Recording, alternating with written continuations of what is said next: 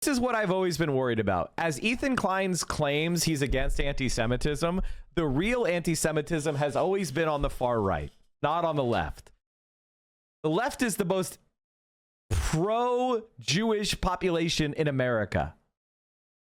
But if you make criticizing Israel from the left illegal, which is what they're doing, the only place that criticism of Israel will remain is in the far right.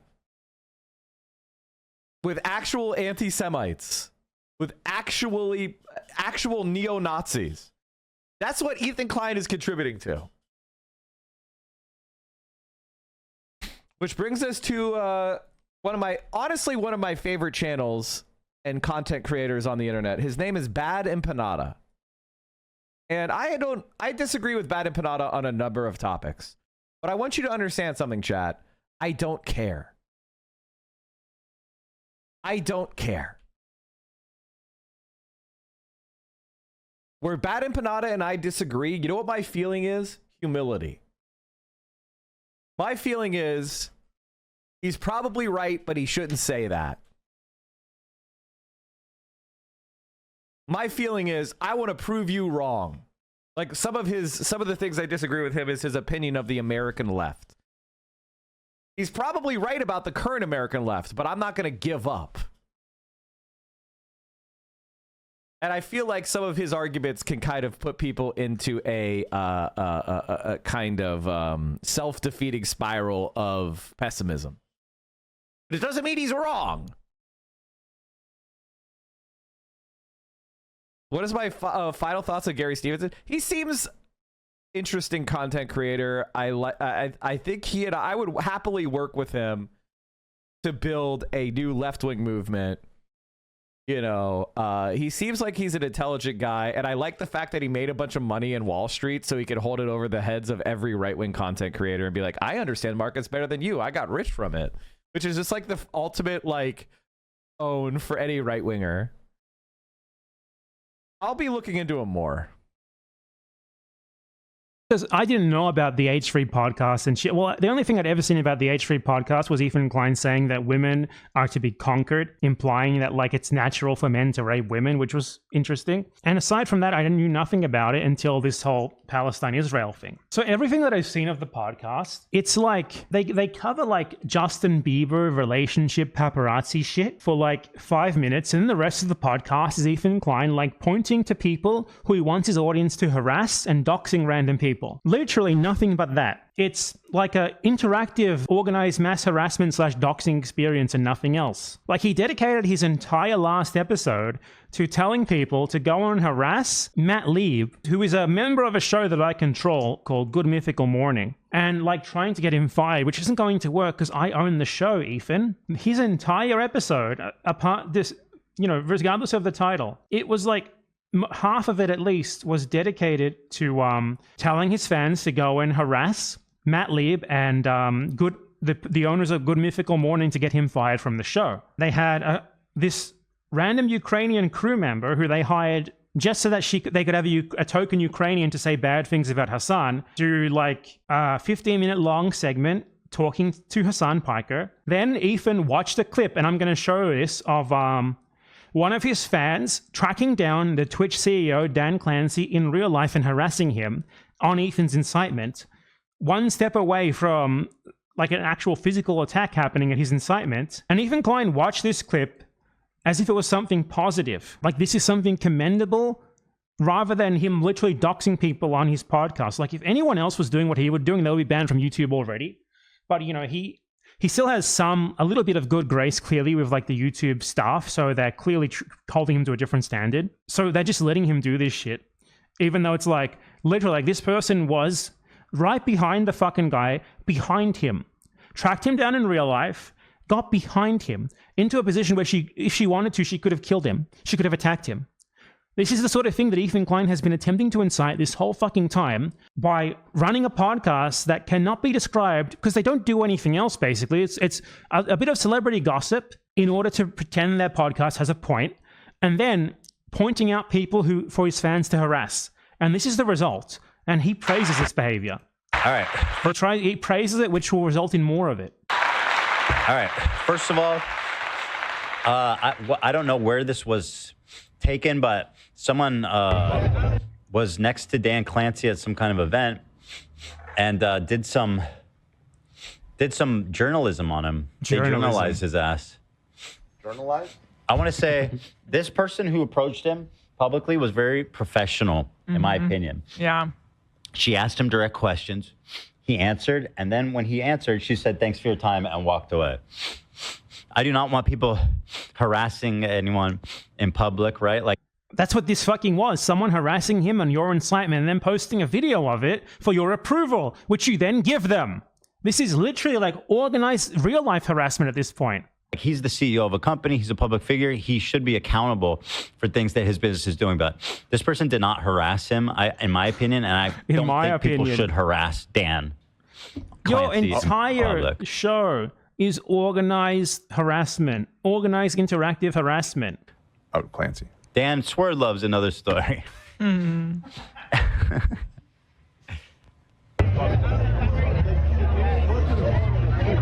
Hey Dan, do you have any comment on why you won't let Ethan Klein stream on your platform? He is the streaming on Hassan the content nuke? He is. Why he got banned twice? It got reversed. It got reversed, but it was like it was not an automatic ban. Do you have any comment on that? No comment. No comment? All right, good to know. Appreciate it. Dude, I feel so uncomfortable. The fact that he responded so fucking fast. He really knew. Yeah. What He was like, there. boom. Yeah. Yeah. Like, yeah, I mean, obviously.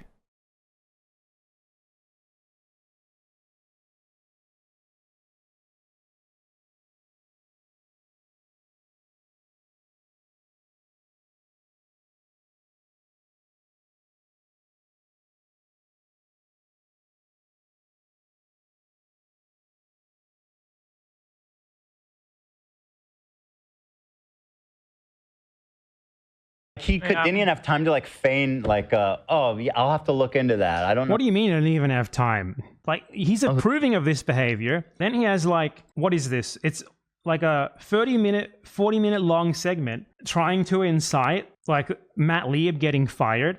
And he's done way worse than that. Like, he's gone after random fucking people live on his stream, like, who just leave mean comments on his Instagram. Not even like comments that could warrant it, like, you know, a death threat or like actual like racial slurs or some shit like that. What the guy did that caused him to dox them and their family, which resulted in H3H3's fans, obviously exactly as Ethan wanted, harassing the guy and sending death threats to his minor sister, his child sister, and his mother. So here's where I covered this 2 weeks ago now.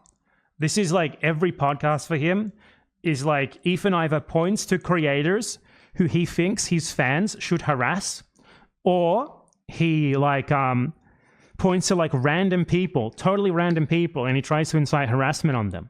Man, I'm being obsessed with you guys when you only had 15K subs. Glad that's behind me. Enjoy hell. This guy's for real. Joe Coop. Look this guy up. Enjoy hell. He commands his fans, look this guy up. Here's his real name. Look this guy up. Then he goes to his Instagram. What did he say? I used to be obsessed with you guys, and I'm glad that's behind me. You're going to hell. Go to hell. I mean, okay, great. Nothing wrong with that. You know, he's insulting you and saying go to hell. Something that people commonly fucking say to people they don't like. Nothing even remotely worthy of like doxing or like, you know, singling him out for harassment. But what Ethan does immediately is say, Joe Coop, look him up. Anyone, let's see if I know. This is Taylor Klein. It's on his Instagram, on his fucking podcast. Like, what the fuck kind of podcast is this that you would do this on it? What the fuck? Hell, Joe Coop said. Let's start David.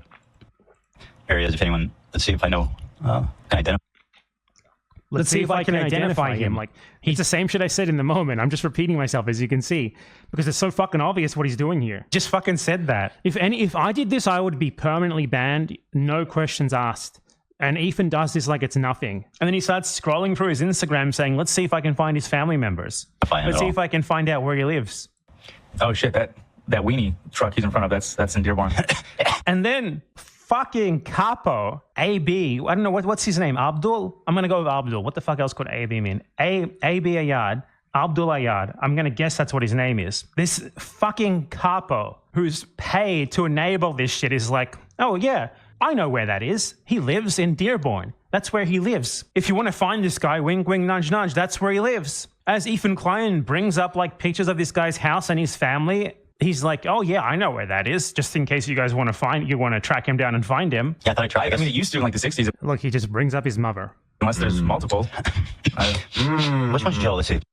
Finds a picture of his family. When I was like in my last stream talking about Ethan, I was like, I don't understand the appeal of this podcast. What the fuck is it for? And it's hemorrhaging viewers clearly, but the ones who remain are there because they like the doxing, they like the harassment, they like participating in like interactive harassment campaigns at this guy's command. That's really the only reason for it. It's all about this. Like they don't even really cover drama. It's like a doxing and harassment podcast, which like occasionally includes like maybe an hour out of like 3 hours talking about like Justin Bieber or some shit to give them an excuse for the other 2 hours, which is just them trying to direct harassment at people they don't like. They do this with everyone, like whether it's a creator or like a random person, and Ethan uses Instagram stories to do this even more. It's like a truly 24/7 interactive doxing and group harassment experience. And Ethan tries to claim that it's not doxing because, you know, they have a public Instagram account or something. But that's what doxing really is, at least legally. It can be two things, like colloquially, which is releasing private information that is not public and the person has never made public intentionally at all. Or it can be like sharing someone's personal information, even if it's public, for the purpose of spurring harassment against them. And that is how it is defined in California law. When you dox specifically for the purpose of inciting harassment against someone, you share even public information, like someone's real name, their family members and stuff like that, and you say, look at this guy, go harass him. Or like what Ethan said there, like, look at him, look into him. Let's see if I can identify him. That's when it often becomes illegal. And that's what he did. It's very clearly illegal. Like his entire podcast is just this, complaining about either creators who he wants people to harass and try to mass report, because all that he can do now is mass report because he's so insane that he's lost whatever clout he used to have with the actual like employees of the platforms.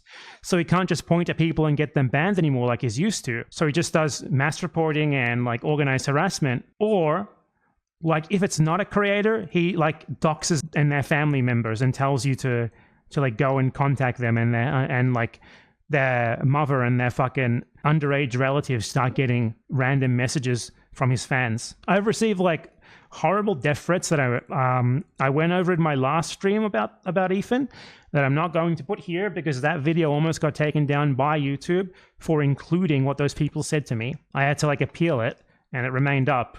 I don't want to risk it again. But like I have received probably at least 3 to 4 dozen very like descriptive death threats from Ethan Klein fans, often under their real name. A lot of the people who send these seem to be like, they look like their children, which is, I guess, gives you an idea of the sort of audience that Ethan Klein has. So yeah, I mean, that's what his podcast is really dedicated to. Recently, he doxed another random guy who like, just a guy who left a chat message like laughing at him in like the poker live stream chat, which he was apparently reading like a hawk. Here is some fantastic Instagram stories of Ethan Klein doxing a random guy, a guy joking saying, I called CPS on you, I'm right here. Ethan Klein watching the live chat of this event that he was supposedly participating in like a fucking hawk, screenshots that, and guess what happened? Guess what he does? He tracks down the guy's Facebook, connects it to his YouTube username, and post it publicly to direct his fans to like attack this guy in real life. By the way, the idea that if you have, can I just say this for Ethan Klein to be very, very clear? Ethan Klein thinks that if you have a social media account, which can in any way be linked back to a public social media account, that you are now, according to Ethan, a public figure deserving of having your family looked into, and now your family can be contacted. That's what Ethan Klein believes. If you post a comment that says Ethan Klein is bad, Ethan Klein thinks that now makes you a public figure.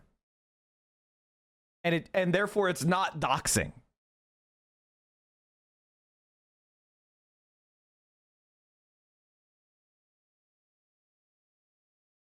This is Ethan Klein. This is the entire point of his podcast. Literally posts the guy's Facebook account. This guy is 59 years old with 8 children, and he's still doing this shit. What else is there to say? His podcast is just an organized doxing and harassment, which clearly is not as good.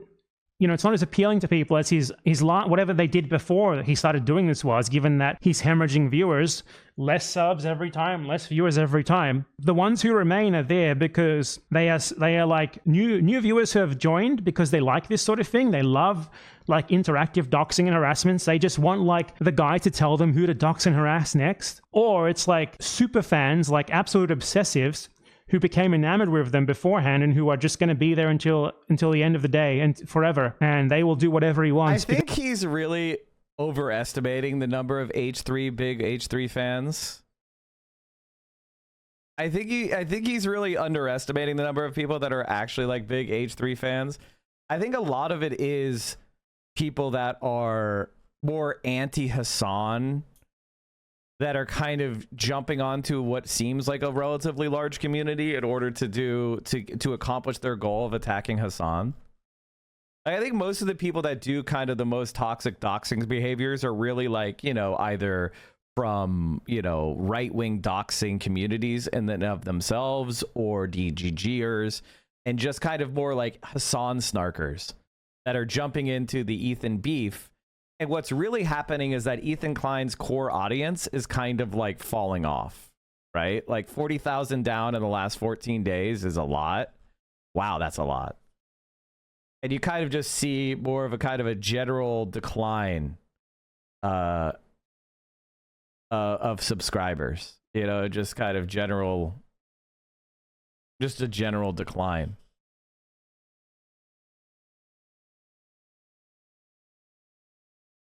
Did they change how this looks like shit now? What did they do? What did Social Blade do? They got rid of all their nice detail. I want to look at the viewership. What the fuck? It looks like shit now.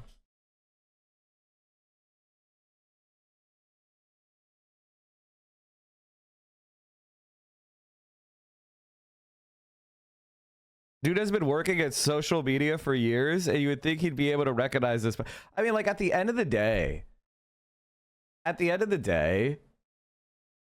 I think this is fine, because making being an H3 fan kind of embarrassing is in general a good idea. Because for some reason, like, this weird parasocial shit that they have going on worked on them, and now they just in there forever. They're lifers. What a weird thing to be obsessed with. Anyway, that's what the H3 podcast is. It is the H3 podcast is the Doxing and Harassment podcast. It's just Ethan Klein points. They had a subathon last Monday and got 13,000 new members. That's it. That's it. At people and telling his fans to harass them, like to write emails to their fucking... has like 70,000 subscribers right now. 13,000 subscriptions is nothing. Like, Hassan is 70,000 without doing a fucking subathon. If Hassan did a subathon, he'd get 100,000. But he got 26K last year. Oof.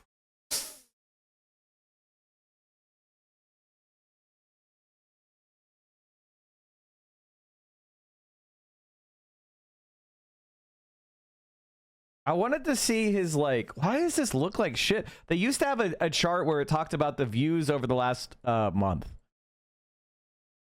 And they used to show that. Yeah, see, like, February he had 9,000, and that's with all the drama and attention of the drama.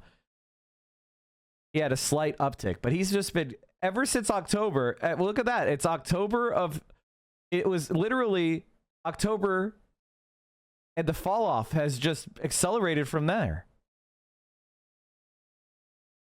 That's crazy.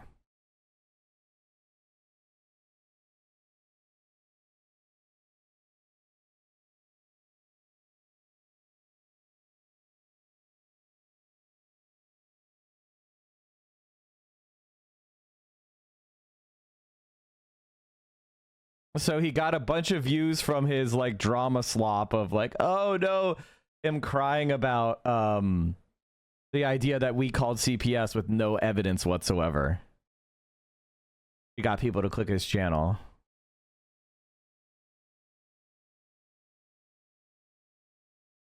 Embarrassing.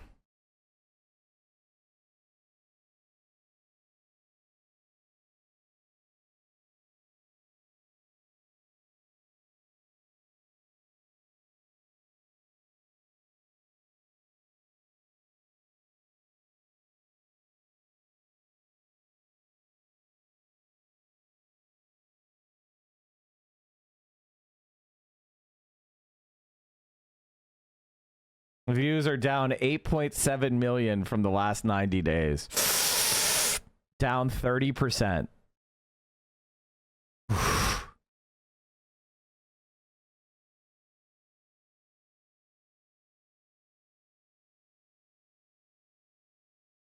And congressmen or whatever, like, it's just endless fucking targeting of people who have criticized him or like joked about him or insulted him or said anything that doesn't like, telling his fans go and harass this person, or telling his fans like, and you know, obviously his fans go and do it, or telling them like, go and get this person deplatformed, go and get them fired. And the fact that this is on YouTube, he's just doing it openly on YouTube, like, what the fuck is going on here? And honestly, obviously he's being given special treatment, but if I was doing this sort of thing, if I did this sort of thing even once, I would get banned instantly. Not that I would want to do it, because what the fuck kind of content is that? Like, you just fucking direct harassment at people all the time. You're not even critiquing them, not even responding to them, just telling your audience that they're bad and directing them to attack the person. Like, it's one thing if you talk about someone and you criticize what they have said, and this spurs harassment to them. But Ethan Klein doesn't do that. Ethan Klein outright tells his fans to harass people in no uncertain terms.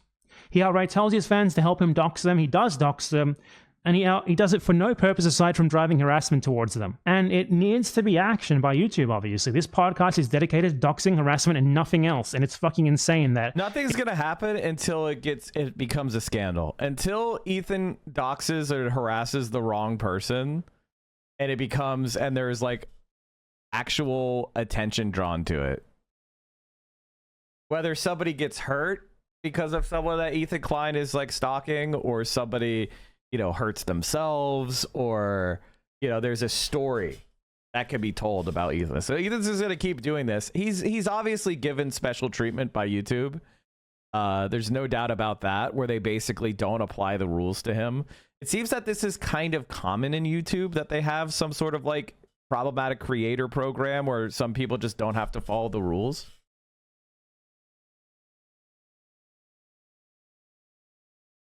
It just gets by. Like, what the hell is going on?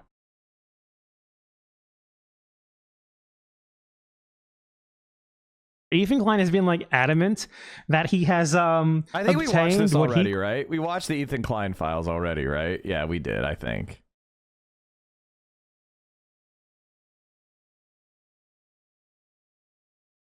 All right.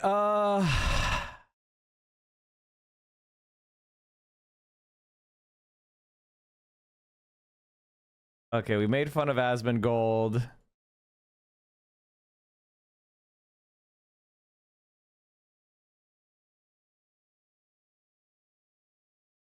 Bernie Sanders has something he wants you to hear. My lead source tonight is the independent senator from Vermont, Bernie Sanders. And Senator, it's great to have you here, because you issued your own rebuke, as I'll call it, and basically said that you think President Trump needs to turn off Fox News and, quote, read the Constitution. Look, you know, the guys who wrote the Constitution back in the 1790s were nobody's fools. What they wanted to do is have a separation of powers between the executive, the legislative, and the judiciary, so that one person could not assume enormous power. And what you are seeing right now is a president who is authoritarian. He just attacked the media the other day. I think he called CNN illegal, because I gather that now and then you criticize him. He is trying to encroach on the constitutional responsibilities and spending powers of Congress. And now he's going after the courts. Look, if somebody is a corrupt judge, that person can and should be impeached. But not because you voiced an opinion. That's why these guys have life terms. I just realized something, chat. We're 4 hours into the stream, and I forgot to shill. We're 4 hours into the stream. I forgot to shill. Holy shit.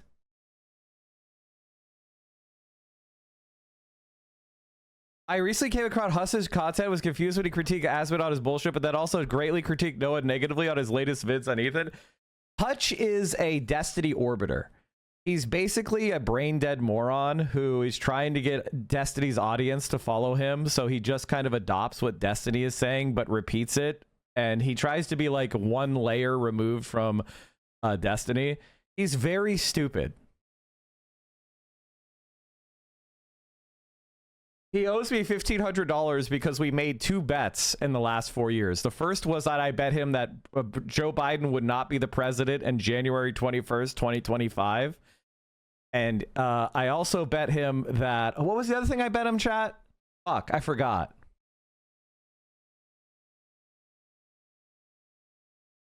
Trump would go to jail. Yeah, I bet him that Trump would not go to jail before the election as well.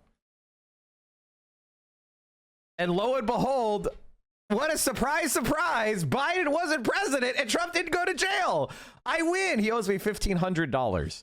Now, he welched on the bet and blocked me.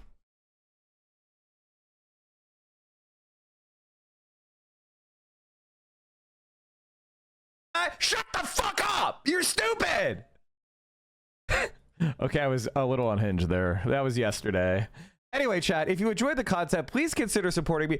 And can you give me the money that Hutch owes me? I would really appreciate it if all of you got together and said, here, Mike, here's the $1,500 that Hutch owes you. Here you go, Mike. You deserve that $1,500. You won the bet. And then you should all go and try to collect. Try to collect the money for the bet. And then ask him, did Trump go to prison? Did Biden win the re-election? Did Trump go to prison? Did Biden win re-election? And he'll be forced to scream, I didn't actually make the bet. I backed out. I backed out. That's his argument. His argument is that he didn't actually make the bet. He backed out. That's his argument. And I was like, I was proceeding as if we made the bet. So I think he would have taken the money if I lost. But now that I've won... So he free rolled. Never make any bets with Hutch. He's a Welsher. He tried to free roll me.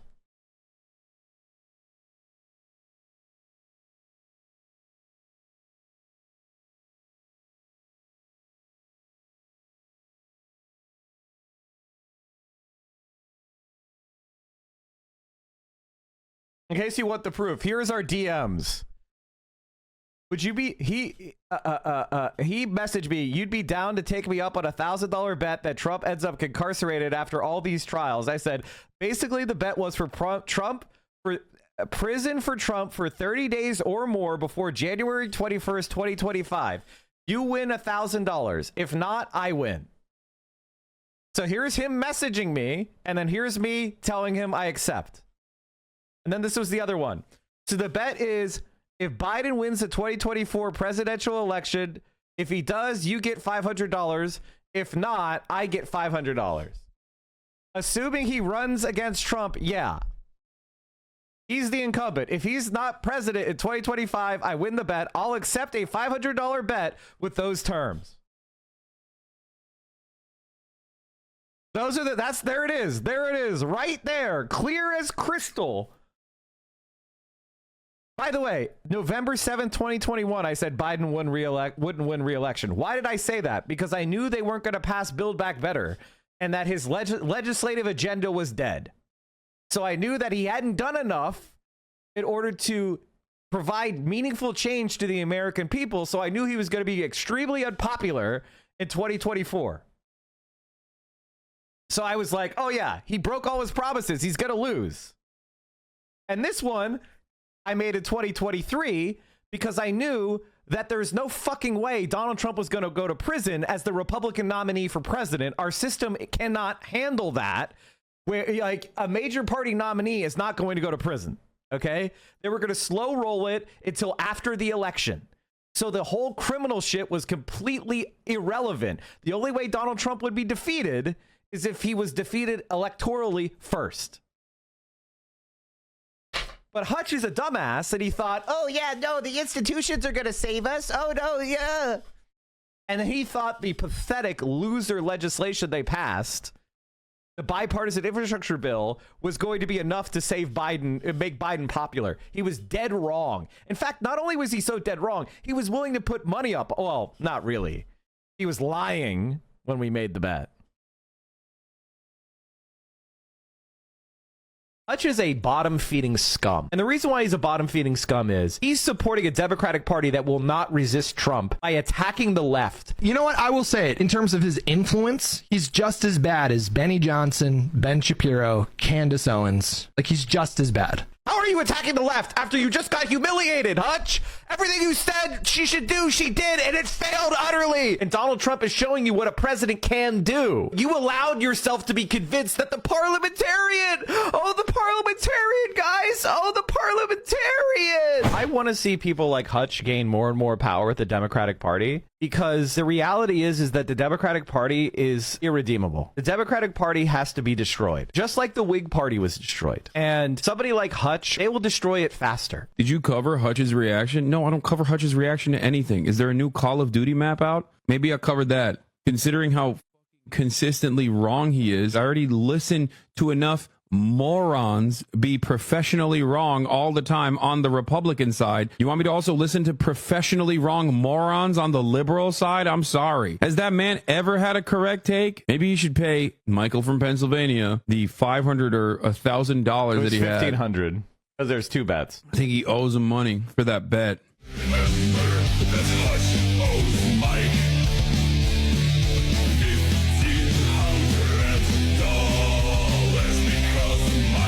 Was fucking right.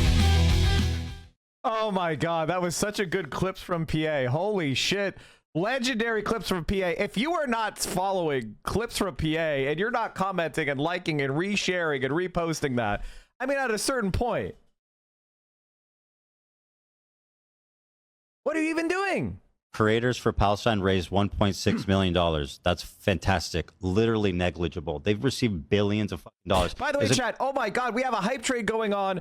We have 25 seconds left. The top sub gifter, the top bit donor, we're 8 subs away from the sub goal. Listen, I know we've been killing it the last few months on the subs. I really do appreciate it. But if you like this type of content and you want to see it and continue to grow, then I urge you to subscribe.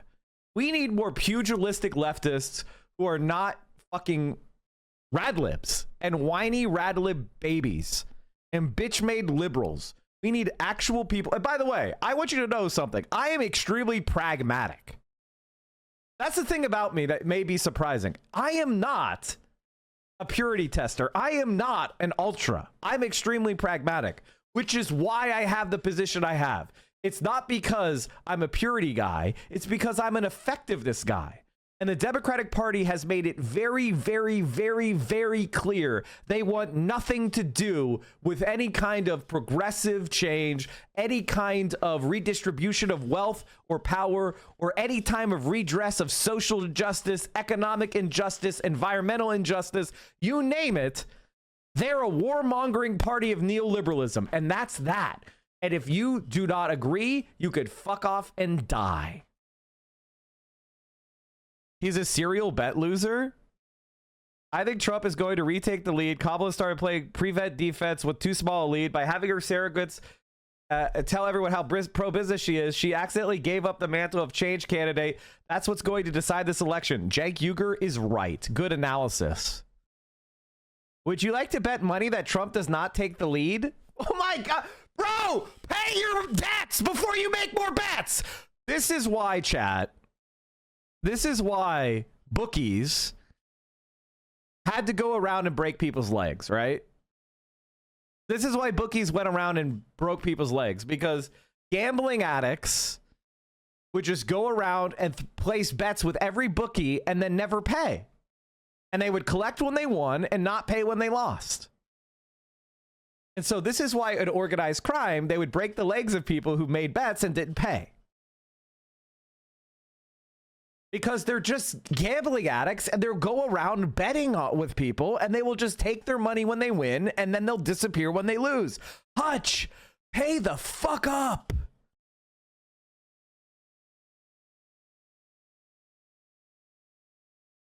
All right, what was that other thing we were watching? Oh, this. A good thing. They've received billions of dollars. He's talking about Palestinians, I take it. Has $1.6 million had an outcome on anything happening in Gaza? Absolutely fucking not. Has it helped people? Bernie's healthcare plan is well to the left of European countries. Good. Who gives a shit? We're the richest country in the world. Of course we should have better healthcare than Europores. What the fuck are you talking about? America's military budget is well to the right of Europe. Who gives a shit, motherfucker? You pay money, you are rich. We can afford it. And by the way, we would save money with Medicare for All, according to the CBO. $500 billion a year. It would cause deflation because we'd get rid of a bunch of make work bullshit jobs. And you'd think I'm lying. Medicare for All saves $500 billion a year. Fact check. Medicare for All would save the U.S. trillions. Public option would leave millions uninsured, not garner savings. A recent study by Yale epidemiologists found that Medicare for All would save 68,000 lives a year while reducing U.S. healthcare spending around 13% or $450 billion a year. Keep that in mind as Hutch attacks it. What a dumb fuck.